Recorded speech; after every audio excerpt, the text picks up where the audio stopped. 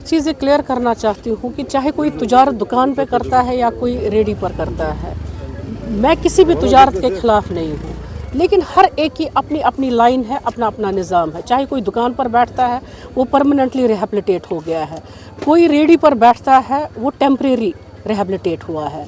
तो गवर्नमेंट की ये जिम्मेदारी बनती है कि जो भी गवर्नमेंट होगी, चाहे वो सेंट्रल गवर्नमेंट है, चाहे वो हमारी यूटी की सरकार है, उनकी जिम्मेदारी है इस टेम्परेरी लेवल पर जो बैठा हुआ है वो हमेशा के लिए 40-40 साल से अगर वो एक जगह बैठा है तो वो नाकामयाबी जो होती है वो सेंट्रल गवर्नमेंट की होती है, वो यूटी गवर्नमेंट की होती है कि अगर वो लोग रिहेबिलिटेट 40 साल के बाद भी नहीं हो जाते हैं।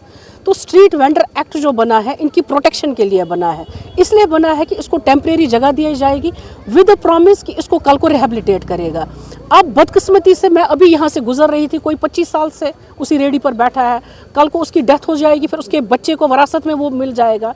तो ये वरासती जो कारखाना है इसको बंद करने की ज़रूरत है, क्योंकि उस बेचारे को जो एक एजुकेटेड यूथ है, आप अगर आप ये मेरे साथ घूमेंगे, आज PhD होल्डर भी रेडियो पर है, आज जिसने MSc किया है, जिसने B.Ed किया है, जिसको जॉब कहीं सिक्योरिटी है नहीं, गवर्नमेंट नहीं दे सकती है, क्योंकि आपको पता है रिजर्वेशन की वजह से 30:70 हो गया है।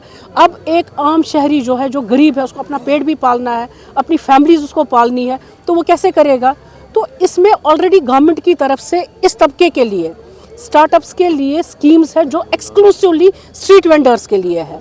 मैं उसका फ़ायदा नहीं उठा सकती, कोई भी दुकानदार उसका फ़ायदा नहीं उठा सकता, कोई भी सरमाएदार जो है उसका फ़ायदा नहीं उठा सकता, क्योंकि वो दुकान पर अगर बैठा है उसके लिए अलग स्कीम्स है, अगर कोई मुलाजमत में है उसके लिए कुछ और स्कीम्स है।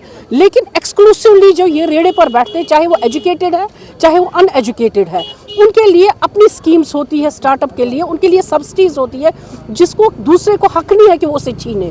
क्योंकि अगर वो हक तलफी करता है दुकान पर बैठकर, किसी कम्प्लेक्स में बैठकर, कोई बैटरी चला रहा है, कोई पैनलिंग कर रहा है, कोई कुछ कर रहा है, वो हक तलफी किसकी कर रहा है? वो हक तलफी उसकी कर रहा है जो बेचारा ग्रेजुएशन होकर भी इस स्ट्रीट वेंडर में उसने एक छोटी सी रेडी लगाई है, फिर वो उसकी हक तलफी कर रहा है। माध्यम से कहूँगी, देखिए कितना बड़ा ये अच्छा एरिया है। अगर इस एरिया को पिछले 25 से 30 सालों से इनको परमानेंटली रिहेबिलिटेट किया होता, इससे पहले भी लोग आए होंगे, उनको भी वादा किया होगा, इसके बाद भी लोग आ जाएंगे, लेकिन कब तक हम इन लोगों को मोहरा बनाएंगे सियासत का? कब तक बनाएंगे?